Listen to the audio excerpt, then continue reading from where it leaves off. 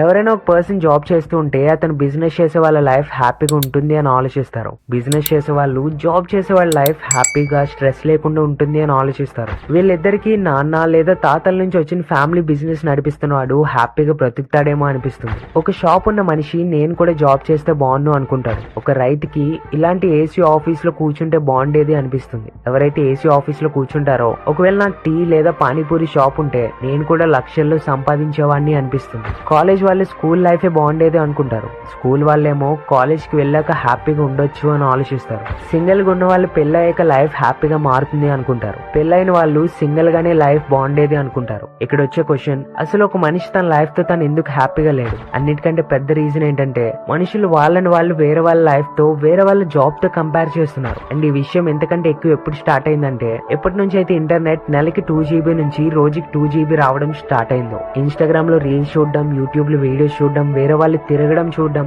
ఎంతో మంది teenagers and youth ఎలా ఆలోచిస్తున్నారు, అరే అందరూ లైఫ్ ని ఎంజాయ్ చేస్తుంటే అసలు నేను ఏం చేస్తున్నా, నాకెందుకు గర్ల్ ఫ్రెండ్ లేదు, నాకెందుకు బాయ్ ఫ్రెండ్ లేడు, నా లైఫ్ ఎందుకు అలా లేదు అని వాళ్ళ హ్యాపీనెస్ తో వాళ్ళు హ్యాపీగా లేరు. కానీ వేరే వాళ్ళ హ్యాపీనెస్ చూసి డిసప్పాయింట్ అవుతున్నారు. అందుకే మనుషులు అచీవర్స్ నుంచి ఓవర్ థింకర్స్ అవుతున్నారు. దీని మీద మీ ఒపీనియన్ ఏంటి? కమెంట్ చేయండి. అలానే పేజ్ ని ఫాలో అవ్వండి. మీరు డిస్ట్రాక్ట్ అవ్వకుండా సరైన దారిలో వెళ్ళడానికి ప్రతిరోజు మీకు హెల్ప్ చేస్తాం.